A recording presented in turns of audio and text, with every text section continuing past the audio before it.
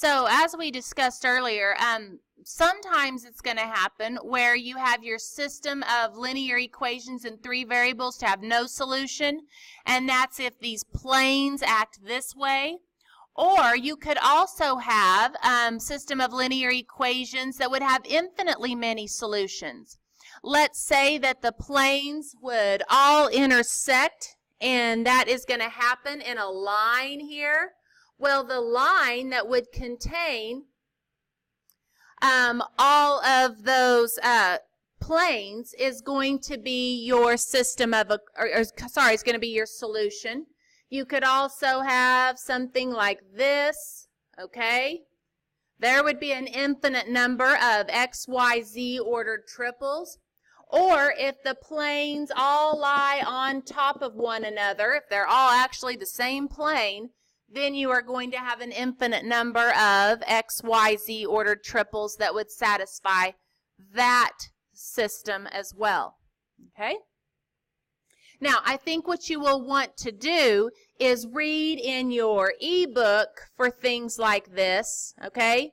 I don't think that I took the time to show you examples of all that you do on this, okay? You'll really look at this a lot more if you take a class called linear algebra.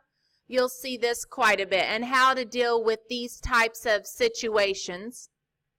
But for now, we're going to go on and solve a couple of application problems. I think there are two. Yeah, well, kind of. Here's an example of an application problem. When solving an application involving three unknowns, to be able to solve it, we really need three equations. So here's an example involving finance. Pierre is super lucky. Pierre inherited $120,000 from his uncle and decided to invest all the money. He put part of the money in a money market account that earns 2.2% simple interest. The remaining money was invested in a stock that returned 6% in the first year and a mutual fund that lost 2% in that first year.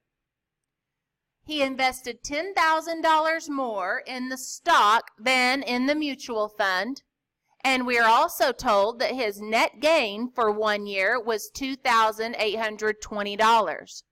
We want to determine how he split that $120,000 up into his investments. Okay, so we actually have three investments. We have the money market account, we have a stock, and we also have a mutual fund.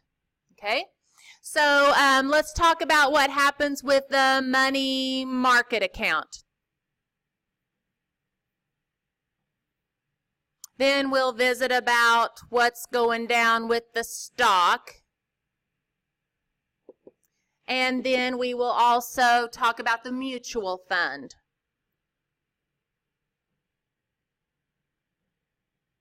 That doesn't look very good. Mutual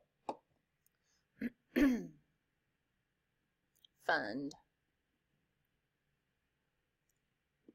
So he's actually going to have three different amounts of money. Perhaps they're different, okay, that he's going to invest in each of these. So we're going to say that the amount that he invested, we'll say that the principal, let me just say that's what that is, okay? The principal is going to be the amount that he invests in the money market account. Let's let that be our variable x, okay? That's going to be his principal amount, or we'll just call it the amount invested in the money market account. Now, what else do we know about this money market account? What other information do we have? Well, the money market account earns 2.2% simple interest. The interest rate is 2.2%. That's really all we know, except we do know that the way that we figure that the interest income, since it said simple interest, we have been dealing with simple interest problems before. Remember, that is going to be principal times rate times time. So the amount of income, interest income, that he's going to earn off of this account is the amount that he invested times the interest rate times the time. And it said 1 year, okay? It's going to be 1 year for each of these. So his interest income off of his money market account is going to be 0.022x. Okay, we'll keep that in mind. Let's talk about the stock. Okay, he's going to invest another chunk of his money in the stock. Let's let Y be equal to the amount he invested in the stock market. Okay, it said that of that amount, it returns 6% in the first year. Okay, so the income he's going to earn off of that is it's going to be 6% of the amount he invested. That's how much money he's earning off of that account. Okay? For the mutual fund, we're going to say let Z be equal to the amount he invested in the mutual fund. And so how much money did he make off of the mutual fund? Well, it says he's going to lose 2% in the first year. So his income is in the negative, and it's 2% of the investment, 0.02 times Z. Bummer for Pierre on that, but I think he's doing pretty well on the other ones. Okay?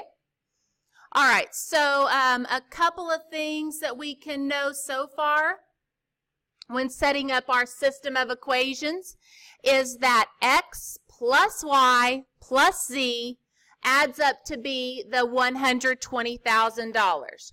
X plus y plus z equals the $120,000. Okay, if that's the amounts invested and it tells us he invested all the money, that is a true statement.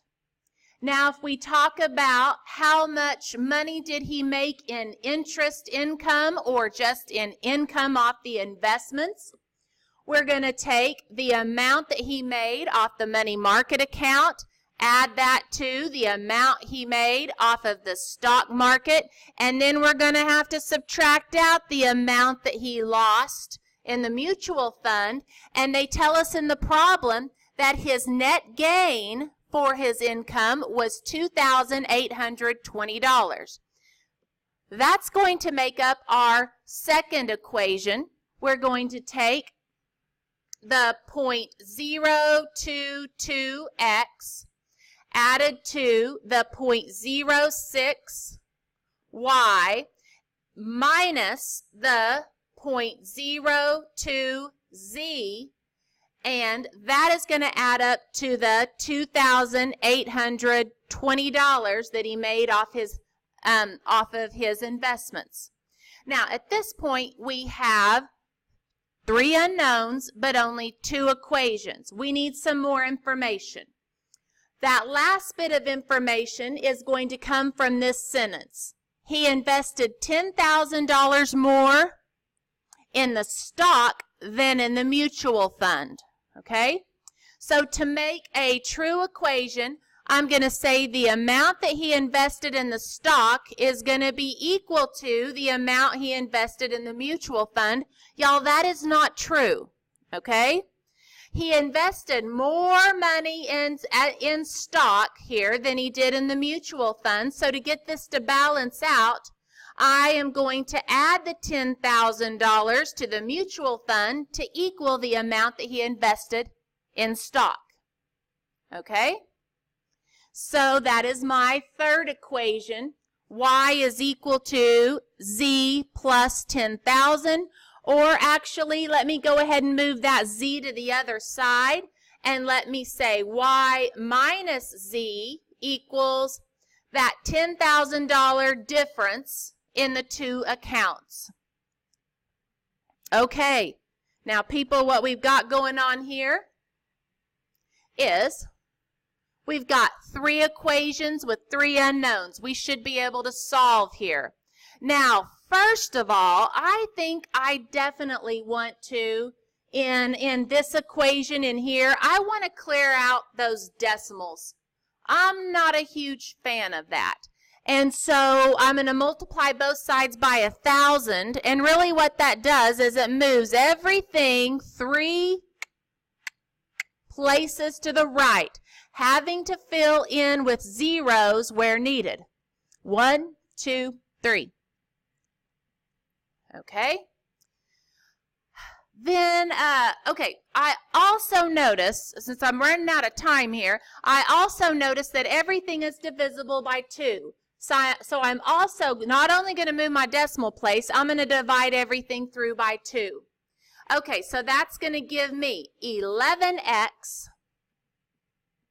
okay, and then plus 60, no, divided by 2, 30y, and then minus 20, no, divided by 2, so minus 10z equals 2,820,000. Nope, 1,410,000. Okay, y'all cool with that? Okay, I kind of combined a couple of steps there.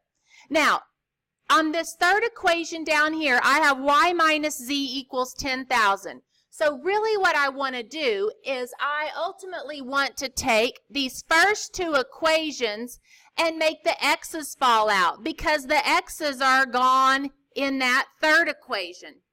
So what that's going to mean is over here I've got an 11x, and so up here in this equation I want a negative 11x, and that can be accomplished by multiplying everything in this top equation through by negative 11. Now when we do that, we're going to have, let me write it in black, we're going to have negative 11x minus 11y minus 11z equals whatever negative 11 times $120,000 is. That's negative 1,320,000.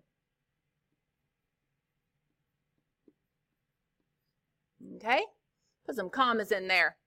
Now, when we add these 2 equations together, as we were shooting for, the x's fall out. We are going to be left with 19y minus 21z equals, okay, negative 1,320,000 plus 1,410,000 combines to give us 90,000. Okay? So now what we're going to do is we're going to take this equation with y and z together with this equation in y and z, which is y minus z. Ooh, and you know what? I really want opposite coefficients. So let me take this equation. What color should I use? Red. Let me take this equation and either get the y's fall out or the z's fall out. Let me multiply everything here by let me go negative 19. I think that's going to do it for us. Now, if we multiply everything by a negative 19, that's going to give us, let me change colors back to black here, negative 19y plus 19z equals negative 190,000. Isn't that right? 10,000 times negative 19 is negative 190,000. Now, I'm going to add those 2 equations together, and I'm going to get negative 2z equals negative 100,000. One more zero there, right? Divide both sides by negative 2. So z, which is the amount he invested in the mutual fund, is going to be $50,000. $50,000 in the mutual fund. I'm going to have to do the rest of this in the next example because it cuts me off at 15 minutes, so I will come back in just a second.